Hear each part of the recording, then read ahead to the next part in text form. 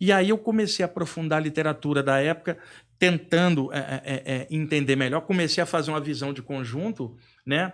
Até que por volta dos 18 por 19 anos, eu já estava com uma boa base sobre isso e as experiências acontecendo espontaneamente, não precisava fazer nada. Elas aconteciam, mas para administrá-las, eu tinha que estudar para entender. E aí eu comecei a ver seres extrafísicos nas saídas, Humberto. E comecei a ver uma série de coisas em outros níveis. Eu jogava num time. O quarto zagueiro do time morreu assassinado. Depois a gente descobriu que ele estava envolvido em drogas. Eu cresci na Baixada Fluminense do Rio de Janeiro, mas era um grande amigo meu. 3 dias depois eu saio do corpo, ele aparece na minha frente. Tão vivo quanto antes, o mesmo cara, né? E eu percebi, e eu fiquei chocado com aquilo. O meu choque não foi ter visto um espírito, Humberto. Foi me sentir mal comigo mesmo, porque eu chorei pra caramba no velório dele. 3 dias depois eu saí do corpo, o cara tá vivo, eu falei, o que é meu choro, valeu de quê? Eu me senti um idiota. Eu tô falando não digo ninguém, tô dizendo a minha sensação. 6 meses se passaram e o lateral esquerdo desencarnou durante o sono. Magérrimo, ninguém sabia, tinha o colesterol alto, o ataque cardíaco fulminante. Desencarnou. Eu comecei a ficar preocupado. Eu era o ponta esquerda, cacete. O quarto zagueiro que jogava à esquerda morreu, agora o lateral esquerdo, o próximo é o ponta esquerda. E aí a mesma coisa. Dias depois eu vi, ele não ficou legal. Esse não ficou legal. Naquela altura, eu já estava com 19 para 20 anos, já sabia aplicar energia, apliquei energia, ele passou, aquela coisa, entrou na luz. Né? Vaza on, como diria na Índia, ou canta para subir, como diria o Preto Velho. Isso só muda o nome das coisas, né? Os anos se passaram, Daniel, e esse meu amigo apareceu num momento importante da minha vida, uma armadilha que fizeram para mim, uma armadilha de morte. Uma situação que ia me levar para eu ser morto. Ele apareceu para mim e avisou, não vai. E aí eu descobri a trama toda.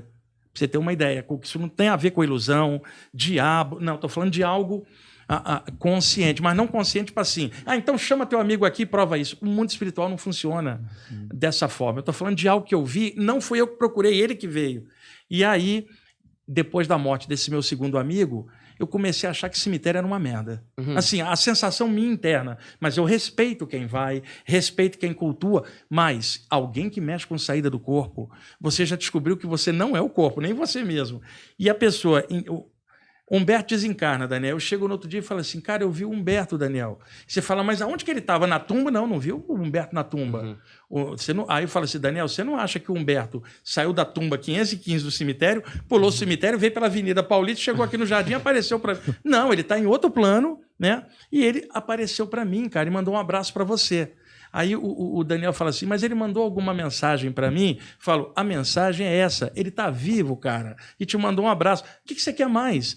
Mas se eu quero detalhe, cara, estou te falando, teu amigo está vivo, te mandou um abraço, e outra coisa, como ele é humorista, está fazendo piada para os espíritos lá de lá, está continuando e está feliz da vida. Te mandou um abração, Daniel, e pediu para você fazer o melhor que você puder aqui no mundo. Isso já é a mensagem, mas a pessoa quer detalhes, quer isso, e isso é uma informação legal. E eu comecei a ver pessoas extrafísicas assim, e eu não pertencia a área nenhuma, não frequentava lugar nenhum. Simplesmente era durante as saídas do corpo, né? Aí fui me acostumando com tudo isso. Com o tempo eu comecei a frequentar grupos, porque eu queria conhecer outras áreas. Então, por exemplo, a mediunidade, o yoga, assim, mente aberta sempre. Aí eu fui agregando os outros desenvolvimentos em lugares, eu ia num centro espírita, desenvolver a mediunidade, ia num grupo de yoga, mas a minha cabeça não prendia dentro de área, e eu ia somando com as saídas do corpo. Então, por exemplo, Daniel, comecei a frequentar um centro espírita, a Fraternidade André Luiz, no Rio de Janeiro, no bairro da Penha.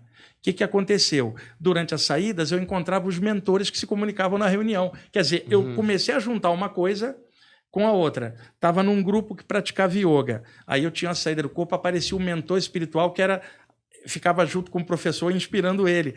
Então, eu comecei a fazer essa ponte entre a saída do corpo e o meio caminho espiritual, não numa área, mas como um todo. E aí eu juntei tudo isso. Então, aos 19 anos, eu comecei a dar palestra. Aí estou nessa vida até hoje, aos 60, dando palestra e curso com muita gente. Eu fiz 14 livros. Eu estou com um programa Viagem Espiritual lá na Rádio Mundial, Vibe Mundial, há 22 anos, programa que eu falo nisso. Então, por isso a normalidade que eu falo, desse jeito que a gente está conversando, se a gente estivesse na casa do Humberto, sentado no sofá batendo papo, era a mesma coisa. E o trabalho que eu procuro fazer é trazer uma espiritualidade de uma forma mais humana, natural. Por exemplo, a gente está aqui batendo esse papo. Poderíamos fazer uma meditação junto, poderíamos fazer uma prece junto e poderíamos assistir o show do Humberto daqui a pouco, falando piadas incríveis. Uma coisa não tira a outra. A espiritualidade não é para te isolar.